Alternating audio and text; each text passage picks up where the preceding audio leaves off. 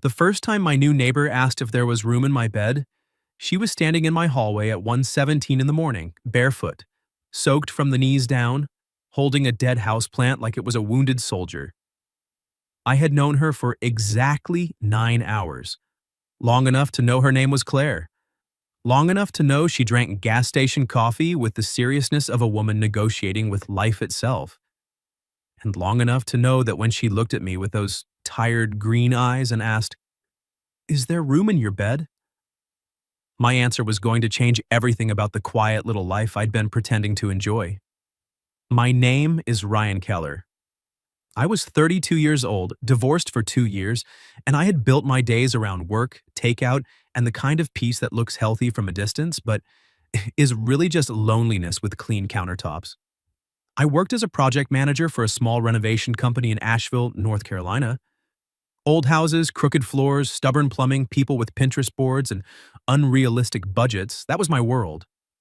I liked fixing things because wood, tile, and busted pipes were honest. They didn't tell you they loved you in April and decide by November that marriage felt too heavy. So when apartment 3B finally got rented after sitting empty for 6 months, I didn't care much. At least I told myself I didn't. Then Claire moved in on a humid Thursday afternoon. I first saw her from my doorway struggling with a box labeled kitchen/maybe taxes, which seemed like a cry for help and a financial confession at the same time.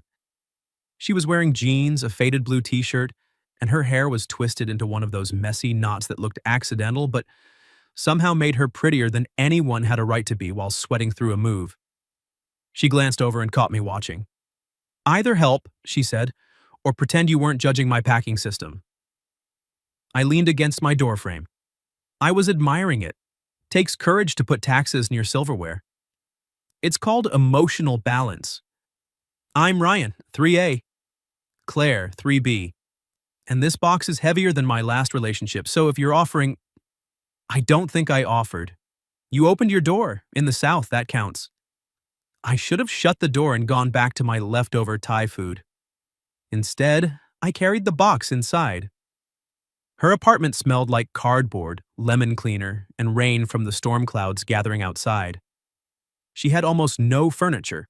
One green velvet chair, a stack of books, 3 lamps, and a mattress still wrapped in plastic leaning against the wall. "You moving in alone?" I asked, then immediately hated myself for asking it because it sounded too personal. Claire gave me a look over her shoulder. "That depends. Are you taking a census or checking for competition?" I almost dropped the box. She laughed, and something in my chest, something I had kept packed away better than any of her dishes, shifted. "Sorry," she said. I get sarcastic when I'm exhausted. I get quiet. That sounds healthier. It's less entertaining. She smiled at me then. Not a polite neighbor's smile. A real one, quick and crooked, like she hadn't meant to let it happen. That was the first moment I noticed she was beautiful. Not in the obvious way people use when they don't want to describe someone. She was beautiful in pieces. The tiny scar through her left eyebrow, the way she tucked loose hair behind her ear even when it immediately fell out again.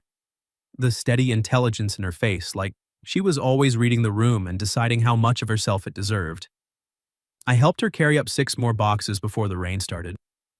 By the last one, we were both damp and breathing hard in the hallway. She leaned back against her door and said, "If you're this helpful with every new neighbor, I'm going to have to assume there's a dark secret." "There is." Her eyebrows lifted. "I own a label maker." Claire pressed a hand to her chest. "That's not dark. That's marriage material." The word hit me wrong. Not because she meant anything by it, she didn't. It was just a joke tossed between 2 strangers standing too close in a hallway that smelled like rain and cardboard. But my face must have changed because her smile softened. "Sorry," she said quietly. "Bad joke?" "No, just old history."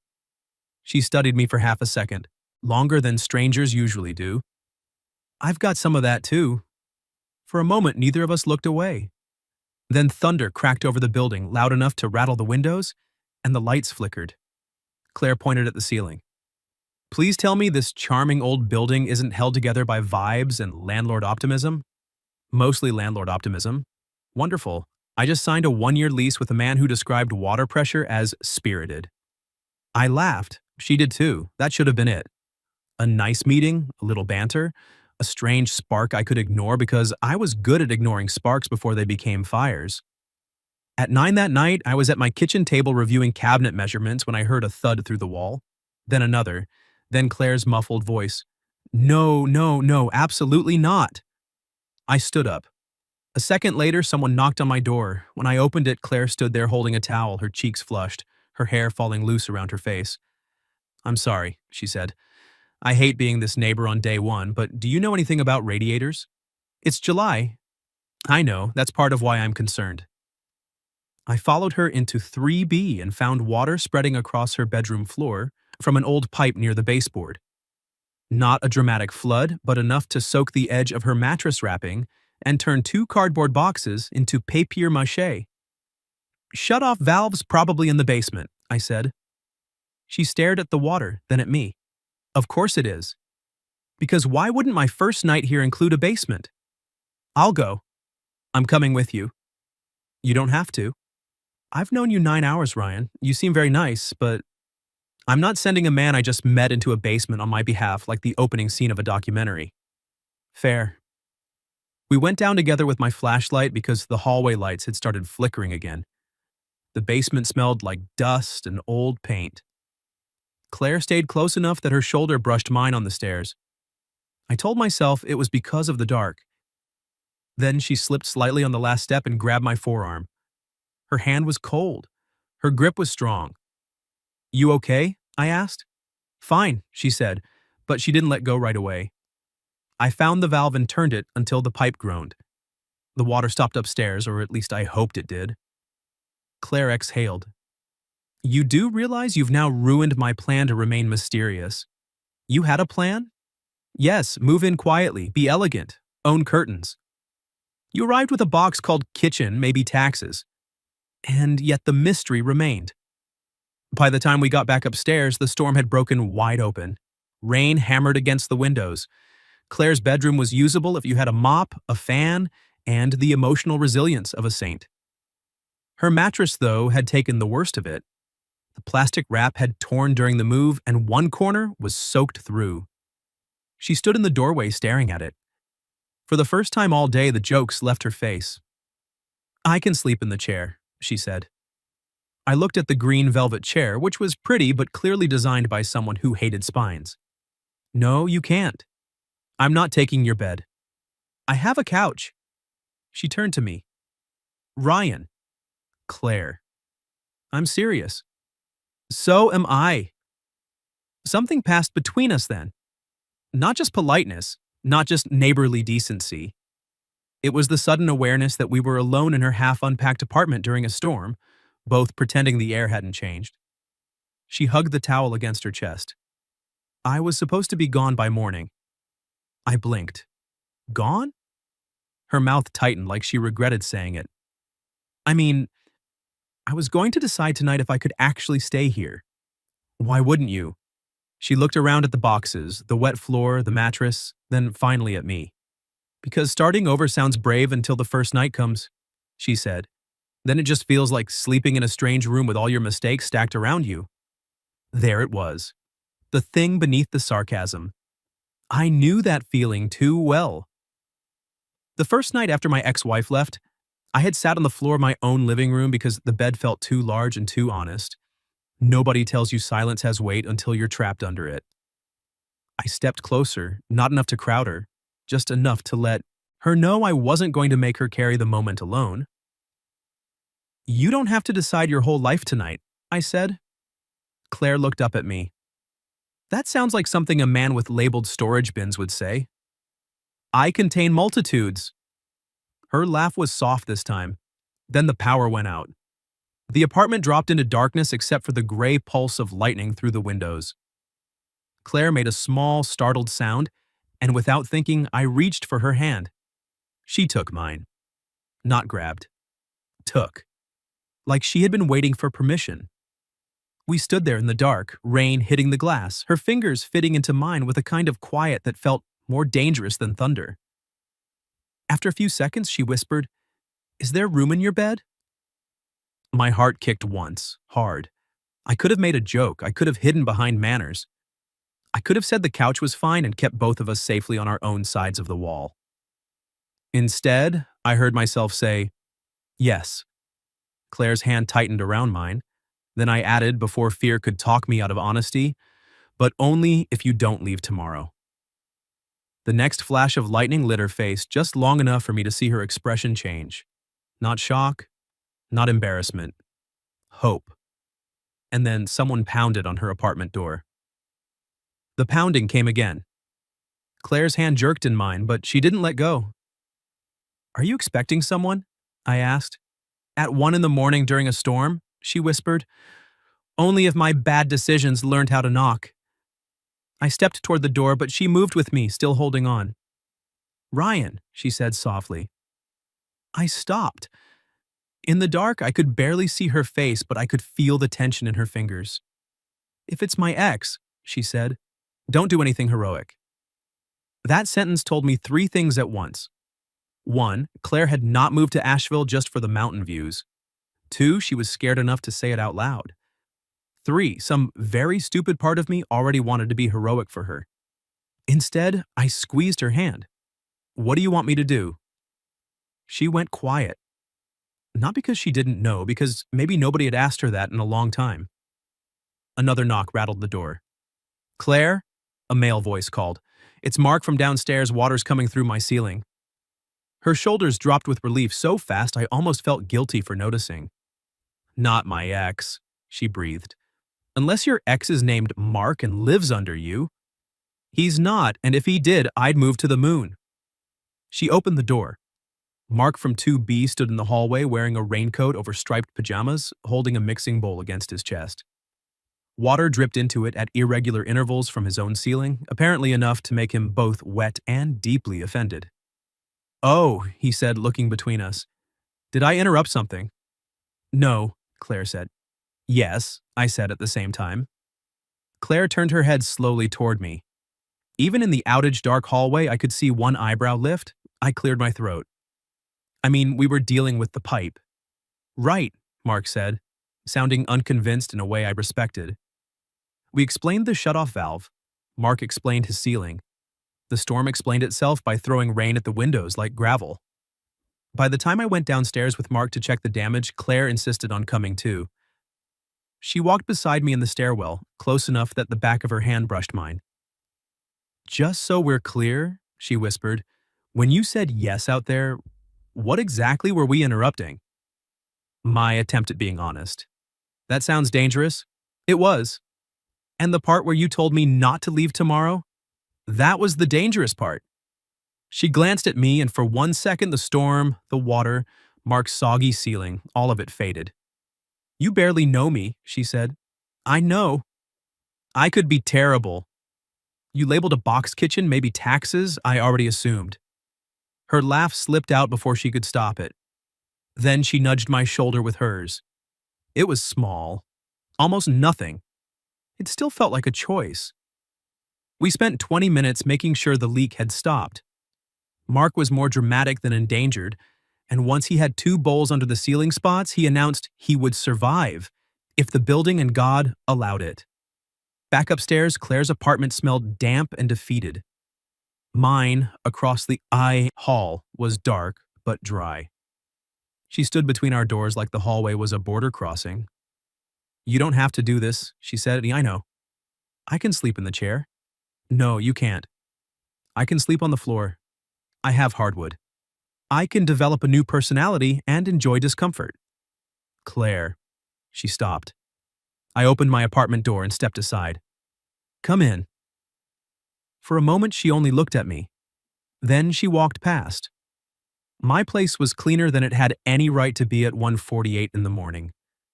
The power was still out, so I found candles in a kitchen drawer because, yes, the drawer was labeled, and lit 3 of them. Warm light flickered across the walls, softening everything. Claire wandered to my bookshelf while I grabbed towels and a dry t-shirt from the laundry room.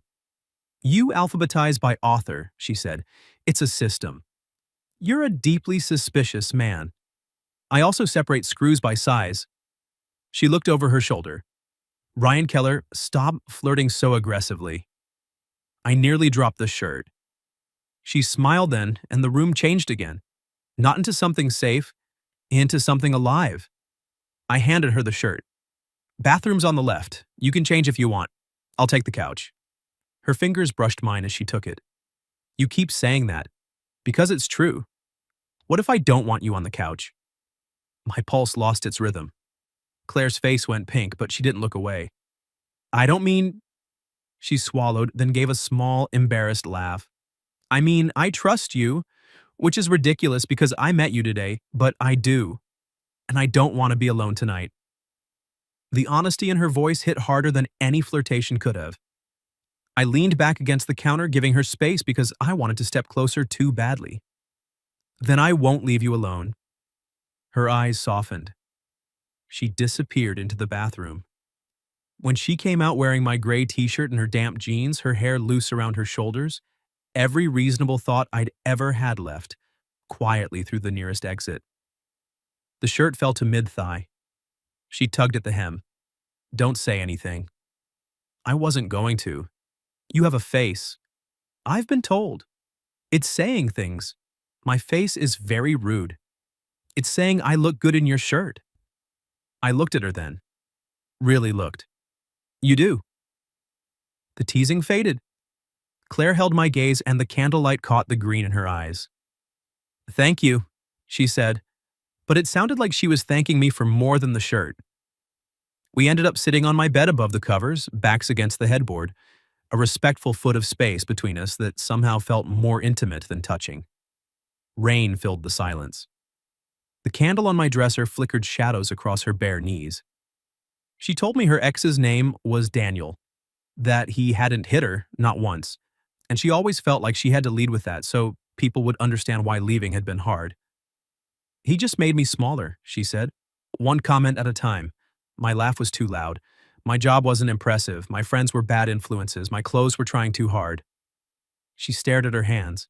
Eventually, I started editing myself before he could. Anger rose in me, clean and sharp. But she didn't need my anger. She needed me to hear her. So I said, I like your laugh. She looked at me. And your clothes trying too hard. That one box did most of the work. I also like that you boss strangers into carrying things. Neighbors, she corrected. I boss neighbors. I smiled. Right. Her foot nudged mine under the blanket, not an accident.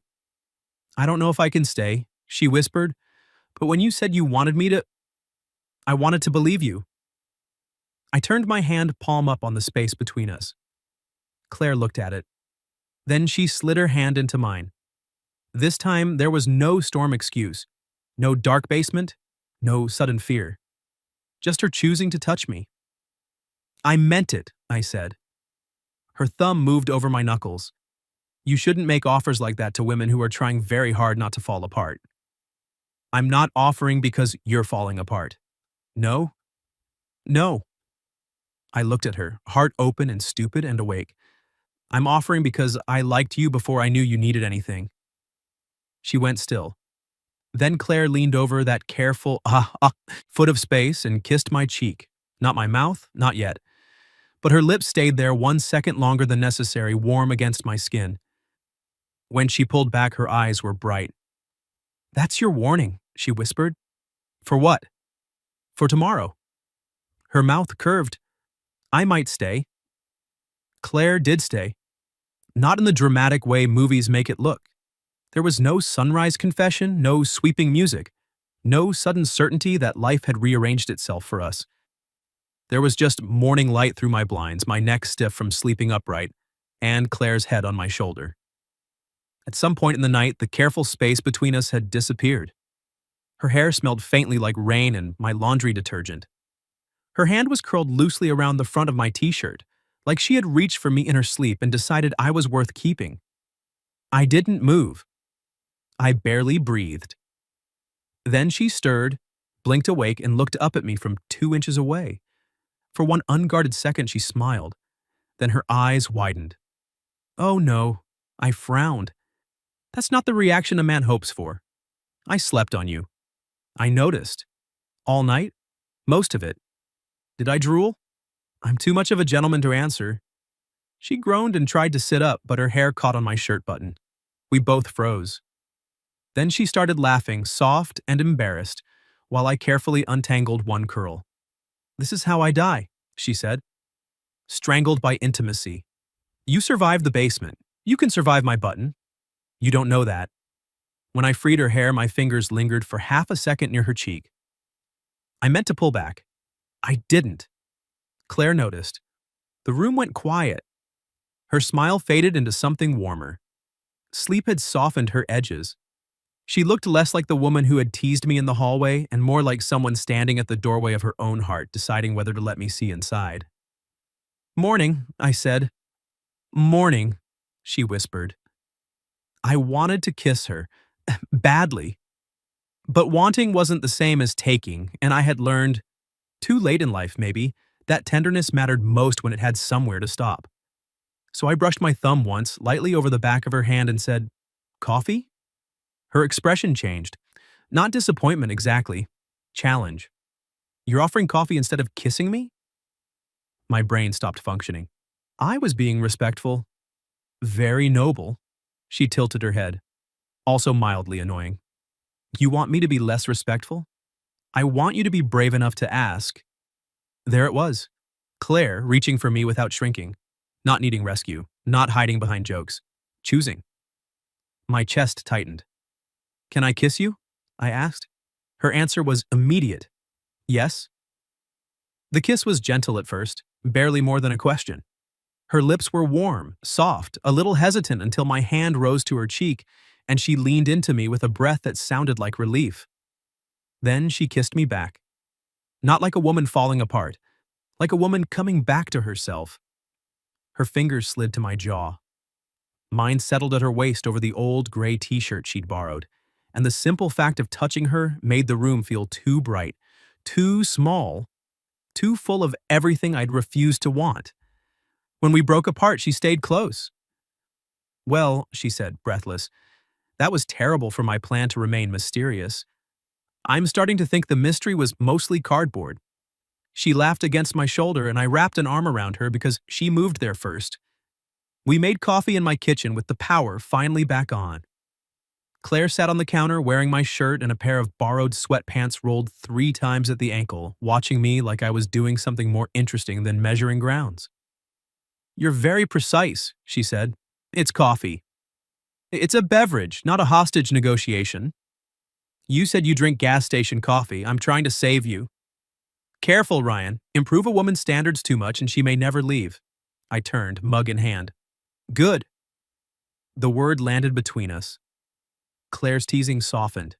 Good, she repeated. I walked over and handed her the coffee. Yes. She took a sip, then closed her eyes. Okay, unfortunately you're useful. High praise. Don't get arrogant. Too late. Her foot swung lightly against my thigh, a small touch. A quiet claim. For breakfast, I made eggs and toast. She accused me of making first date eggs. I told her if this was a date, she had terrible manners because she hadn't brought flowers. So she hopped off the counter, disappeared across the hall, and came back 10 minutes later holding the dead houseplant from the night before. For you, she said solemnly. I stared at the brown leaves. This is deceased. It's symbolic. Of what? My dating history. I laughed so hard I nearly burned the toast. We ate at my tiny kitchen table while sunlight replaced the storm. It should have felt strange. 2 near strangers sharing breakfast after a night that had turned too intimate too quickly. Instead, it felt easy. Dangerously easy. Afterward, Claire went back to her apartment to call the landlord, shower, and assess the damage. I offered to help. She lifted one finger. No fixing my whole life before noon. I was offering towels. And emotional remodeling. I saw it in your eyes. Occupational hazard. She stepped closer in the hallway. I like that you want to help. But I need to know I can choose staying without feeling like I owe you for it. That stopped me. Because she was right. I had spent years being needed in ways that turned into resentment. My ex-wife used to say I made myself indispensable and then acted hurt when people depended on me. At the time, I thought that was unfair. Now, with Claire looking at me like she hoped I'd understand, I wondered if it had also been true. So I nodded. Okay? Her brows lifted. Okay? I'll bring towels, I'll drink coffee, I'll kiss you again if invited. But I won't take over. Her mouth curved. That last one sounded difficult for you. Agonizing. Good.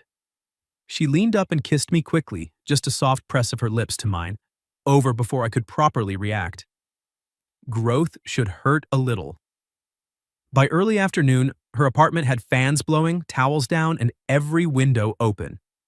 Her landlord promised a plumber and used the phrase, "These things happen," which made Claire put him on speaker so I could silently witness her facial expressions. At 4, she stood in the middle of her living room, hands on her hips. "I'm staying," she announced. My heart did something embarrassing. "Yeah?" "For now," she said quickly. "Not because of you. Of course not. Because I refuse to be defeated by plumbing. Noble. And because—" She looked at me then, the bravado thinning. "Because last night was the first time in a long time I didn't feel stupid for wanting something soft." I set down the box I'd been carrying. "What do you want, Claire?" Her eyes held mine. "A real first date," she said. "One where I'm not damp, homeless, or wearing your sweatpants." I liked the sweatpants. "You would. You separate screws by size." "Dinner tonight?" She smiled. "Ask properly." I stepped closer.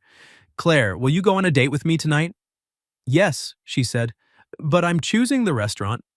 "Why?" "Because if I let you choose, we'll end up somewhere with labeled napkins." Before I could answer, someone knocked on her open door, not a pound this time. 2 sharp taps. Claire turned and all the warmth drained from her face. A man stood in the hallway with wet blonde hair, a charming smile, and eyes that didn't match it. "Hey, Claire," he said.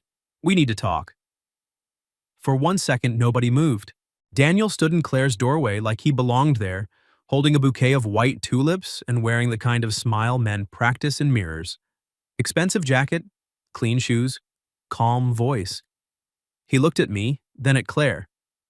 "Well," he said, "you move fast." Claire's hand curled at her side. I wanted to step in front of her. Instead, I remembered what she'd said in the hallway. "I need to know I can choose staying without feeling like I owe you." So I stayed beside her, not ahead of her. Claire noticed. Her eyes flicked to me and something steadied in her face. "Daniel," she said, "you need to leave." His smile tightened. "I drove 4 hours. That was your choice." I was worried. "No," she said. "You were inconvenienced." The tulips lowered slightly. He glanced around the apartment, the fans, the damp towels, the boxes, then gave a soft laugh. "This is what you wanted? A leaking apartment and some guy you met yesterday?" My jaw flexed. Claire took 1 step forward. Not toward him exactly, away from the version of herself that would have apologized. "Ryan isn't the point," she said. "And that's the part you never understood. Me leaving wasn't about finding someone else. It was about finding me." Daniel's eyes hardened just enough that I saw the man under the charm. "Claire, don't be dramatic." She flinched, just barely. But I saw it, and apparently she hated that I saw it because her chin lifted. "I'm not being dramatic," she said. "I'm being done." The hallway went silent except for the hum of the fans. Daniel looked at me again. "You know she does this, right? Makes everything bigger than it is. She gets emotional, then expects someone else to clean up the mess." Claire inhaled sharply. I heard my own voice before I had time to polish it. "I like her mess." Both of them turned to me. I looked at Claire, not him. "For the record." A tiny, stunned laugh escaped her. Daniel's face darkened. "That's cute." "No," Claire said, and there was steel in it now. "What's cute is you thinking I still need your permission to be believed." She walked to the door and held it wider. "Goodbye, Daniel." He stared at her for a long moment. Long enough that the air tightened. Then he set the tulips on the floor like a punishment. "You'll call me when this falls apart," he said. Claire smiled. Not warmly. No, I won't. She shut the door in his face. For a moment, she just stood there with her palm flat against the wood. I didn't touch her. I wanted to. God, I wanted to. But I waited until she turned around. Her eyes were bright, her mouth trembling with the effort not to cry. I did that. You did. I didn't explain. I didn't soften it. I didn't say sorry. No. A tear slipped down her cheek. Then she laughed, breathless and disbelieving. I think I'm going to throw up. That feels less victorious. It's growth. Apparently it hurts a little. I opened my arms, but I didn't step forward. Claire crossed the room and came into them like she had made the decision before I offered.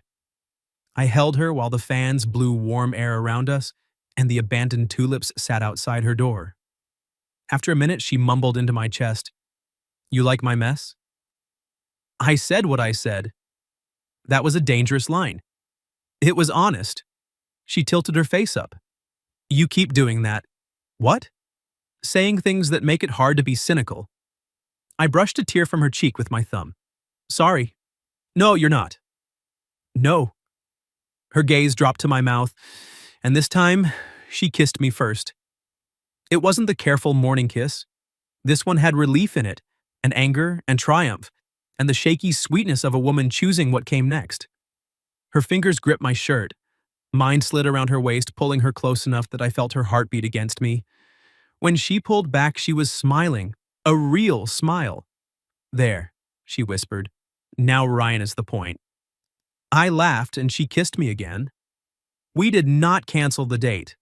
Claire insisted on that with the ferocity of someone who had just discovered she could close doors.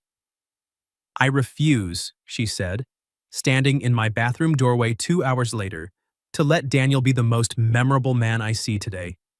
I looked up from buttoning my shirt and lost the ability to speak.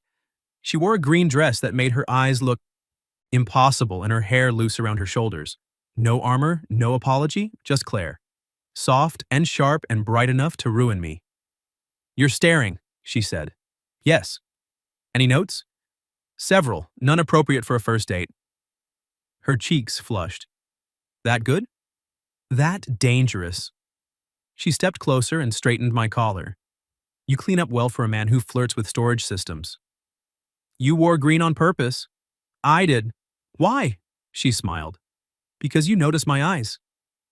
I had no defense against that. The restaurant she chose was small and loud, with red candles on the tables and handwritten menus. It should have felt too soon. Instead, sitting across from Claire while she stole fries off my plate and argued that pie was superior to cake, I felt something inside me unclench, not fixed, not healed. Just willing. Halfway through dinner, she caught me looking at her. What? She asked. I'm trying to memorize this. Her fork paused. Why? Because yesterday morning, I thought the best I could hope for was quiet. Claire's expression softened. And now? Now I'm hoping you order dessert so I have an excuse to stay here longer. She looked down, smiling into her wine glass. That was almost smooth. Almost? You hesitated. I was distracted by the woman stealing my fries. She sounds charming. She is. After dinner, we walked home instead of calling a rideshare. The storm had scrubbed the city clean. Streetlights glittered in puddles and the air smelled like wet leaves in summer. Claire slipped her hand into mine halfway up the hill. No emergency this time, no darkness. Just her hand, warm and certain. You know this is fast, she said. I know. I'm not ready to promise anything huge. I'm not asking. She glanced at me. But you want to? I looked at our joined hands. Yes. Her thumb brushed mine. Me too. Those two words nearly stopped me in the middle of the sidewalk. She saw it and smiled. Don't get dramatic. I would never. You own a label maker, of course you would. At her door, the tulips were gone. Mark from downstairs had apparently taken them and left a note on Claire's floor that read, Free sad flowers, waste not. Claire laughed so hard she had to lean against the wall.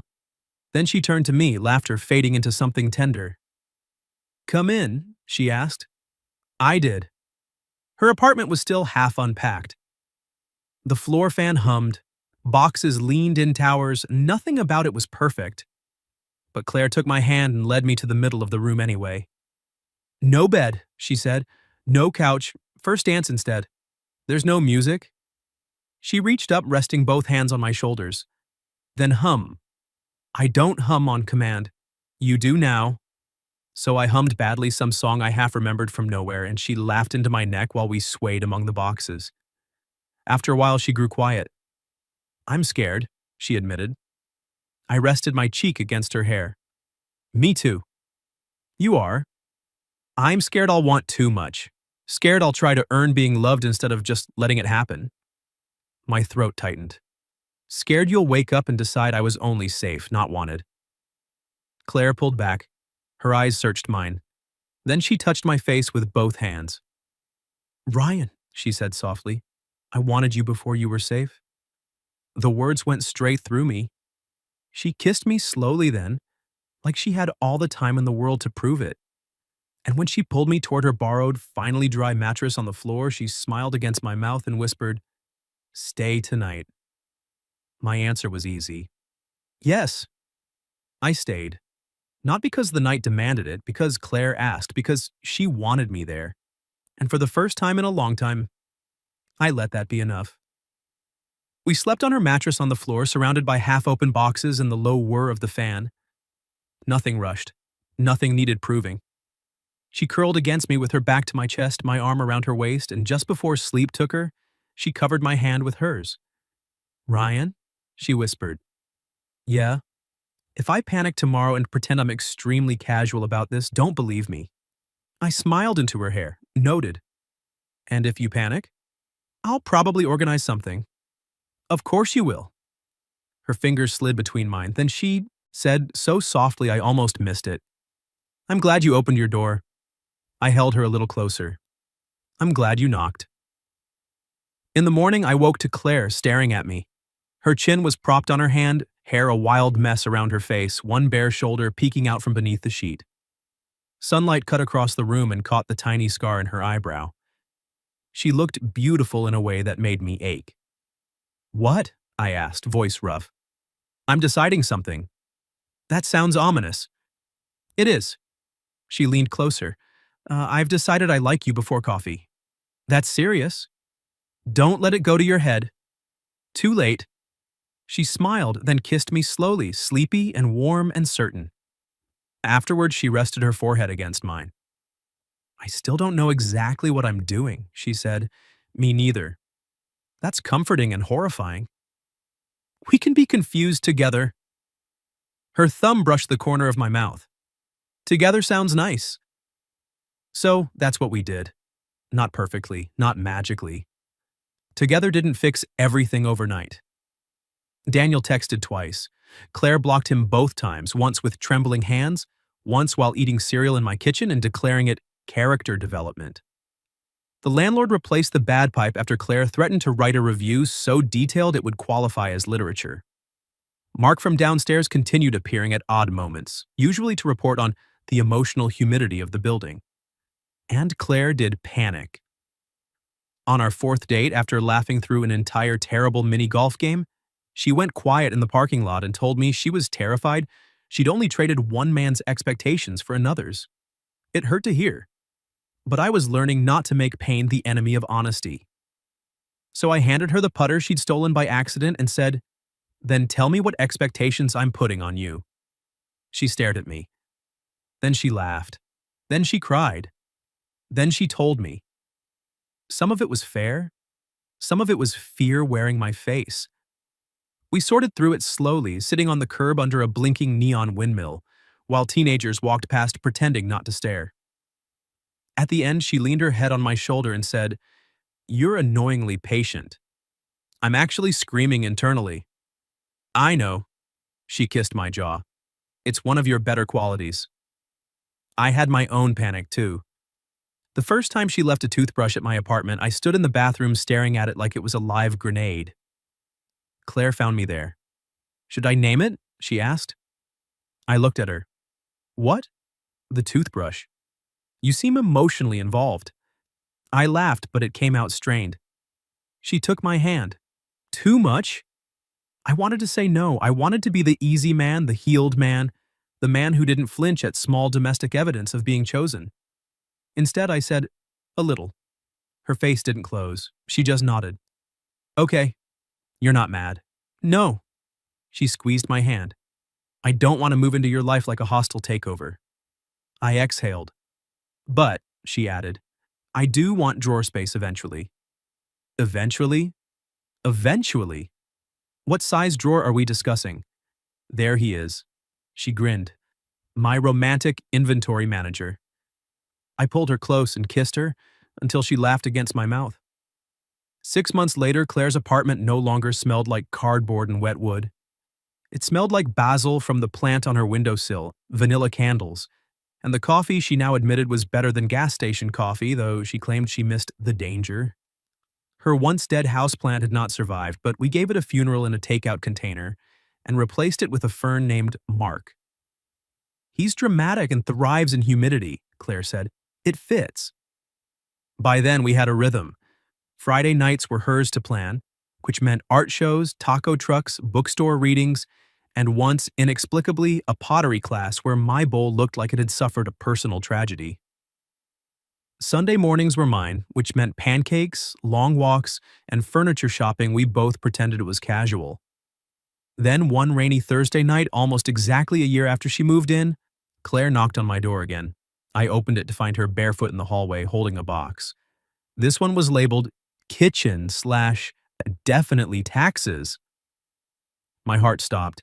She lifted her chin, trying and failing to look composed. So, she said, I have a question. I leaned against the doorframe, the same way I had the first day. Either ask or pretend you weren't emotionally weaponizing office supplies. Her mouth twitched. I got a notice that my lease is up in 30 days. I know. And my apartment is fine now. It is. And I am perfectly capable of living alone. You are. She swallowed. But I don't want to. There it was. No storm, no flood, no fear forcing the words out. Just Claire choosing. My chest filled so full I could barely breathe. What exactly are you asking? I said, because I needed to hear it. She stepped closer, box in her arms, eyes bright.